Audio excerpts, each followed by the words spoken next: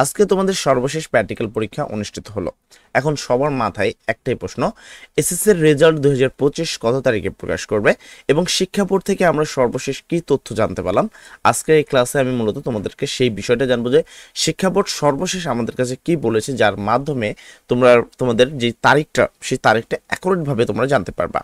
তো আমরা যদি এখানে দেখো বিস্তারিত, যদি আমরা এই নিউজটির ভিতরে ঢুকে, তো এখানে দেখো বলা হয়েছে কি এসএসসির যে রেজাল্ট সেটা এসএসসির রেজাল্ট 2025 কত তারিখে জানুন সে বিষয়টা বলা হয়েছে। মাধ্যমিক যে পরীক্ষাটা রয়েছে, মানে মাধ্যমিক পর্যায়ে এসএসসির রেজাল্ট 2025 কবে প্রকাশ করবে তা নিয়ে জানিয়েছেন কে, শিক্ষা মন্ত্রণালয় এবং শিক্ষা বোর্ড। মানে এই যে তথ্যটা তোমরা পাচ্ছ সেটা শিক্ষা মন্ত্রণালয় এবং কি শিক্ষা বোর্ড থেকে পাচ্ছে। এবং কিভাবে এসএসসি রেজাল্ট কত তারিখে প্রকাশ করবে, কিভাবে তোমরা একবারে তোমাদের যে প্র্যাকটিক্যাল মার্ক থাকে সেটা সহ তোমরা যাবতীয় রেজাল্টগুলো দেখতে পারবা, সকল বিষয়গুলো কিন্তু আমি আজকের এই ছোট্ট একটি ভিডিওতে তোমাদেরকে ক্লিয়ার করে দিব, যেন আমাদের কোনো শিক্ষার্থীর মাথায় কোনো দুশ্চিন্তা না ঘোরে। দেখো বর্তমান শিক্ষার্থীদের বর্তমানে একটাই কিন্তু তাদের রেজাল্ট নিয়ে এখন দুশ্চিন্তা হবে, যেহেতু তাদের পরীক্ষা শেষ হয়ে গেছে।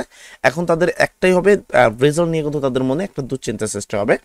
এবং রেজাল্টের আগের দিনে তাদের যে হার্টবিট রয়েছে বা বুক যেটা আছে সেটা ধরপড় করে। এমনকি অনেক স্টুডেন্ট রয়েছে যারা কিন্তু পরীক্ষার আগের দিন মানে বেড়াতে চলে যায় বা নানি বাড়ি যায় বা কোনো জায়গায় হাওয়া হয়ে যায়, কেননা রেজাল্টের যে একটা দুশ্চিন্তা তাদের মনে কিন্তু সবসময় করে খায় যে আমার কিছুদিন পরে রেজাল্ট। এই কারণে মানুষ কিন্তু ভালো করে ঘুমাতে পারে না, খেতে পারে না, একটা দুশ্চিন্তা সবসময় থাকে। তাই যদি সে সঠিকভাবে রেজাল্টের যে তারিখটা আছে সেটা যদি সে জানতে পারে, তাহলে কিন্তু আই হোপ যে তোমার এই দুশ্চিন্তাটা অনেকটাই কিন্তু কন্ট্রোলে আসবে।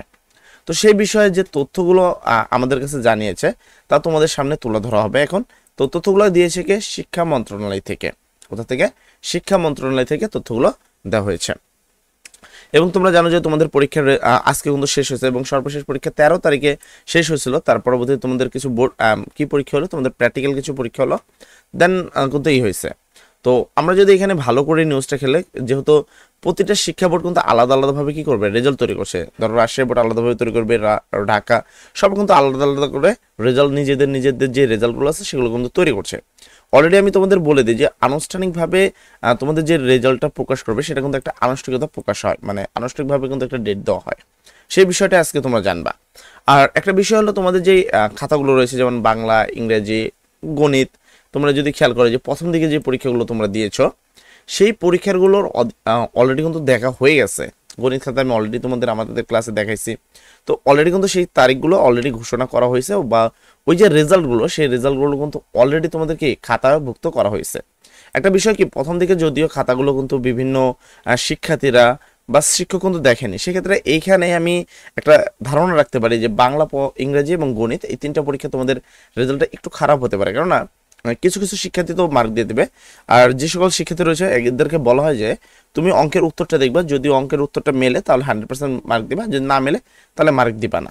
সেক্ষেত্রে সেই সকল শিক্ষার্থীরা মানে ছাত্ররা যদি খাতা দেখে থাকে, তাহলে এই তিনটা যেহেতু অলরেডি রেজাল্ট হয়ে গেছে, তো এই তিনটার রেজাল্ট কিন্তু খারাপ আসতে পারে, এটা একটা ধারণা করা যেতে পারে। এবং বোর্ডের কাছে অলরেডি বোর্ডের যে সফটওয়্যার রয়েছে সেই সফটওয়্যার কিন্তু অলরেডি কি করা হয়েছে, অলরেডি তোমাদের রেজাল্টটা গ্রহণ করা হয়েছে বা ডেটা এন্ট্রির কাজ শেষ করা হয়েছে। এখন যখন সবগুলোর রেজাল্ট একত্রে যুক্ত করা হবে, তখন তোমাদেরকে আগামী 60 দিনের মধ্যে, কতদিন, 60 দিনের মধ্যে তোমাদের ফলাফল প্রকাশ করা হবে, কোনো চিন্তা করবে না। অর্থাৎ তবে এখন পর্যন্ত কোনো তারিখ নির্ধারণ করা হয়নি, তারা বলছে যে 60 দিনের মধ্যে রেজাল্ট প্রকাশ করবে। অর্থাৎ সম্ভবত বলতে পারো জুলাই মাসের 1 থেকে 2 সপ্তাহে ফলাফল প্রকাশ পাবা। কত? জুলাই মাসের 1 থেকে 2 সপ্তাহে। যদি 60 দিনের কথা আমি অ্যাকুরেটলি বলি, তাহলে দিনটা আসলে তোমার কত, 15 তারিখ। 5 তারিখ থেকে কত তারিখ, 5 তারিখ থেকে 15 তারিখের মধ্যে সবচেয়ে বেশিরভাগ রয়েছে যে আগামীতে তোমরা জুলাইয়ের 5 তারিখ থেকে 15 তারিখের মধ্যে রেজাল্ট পেয়ে যাবা।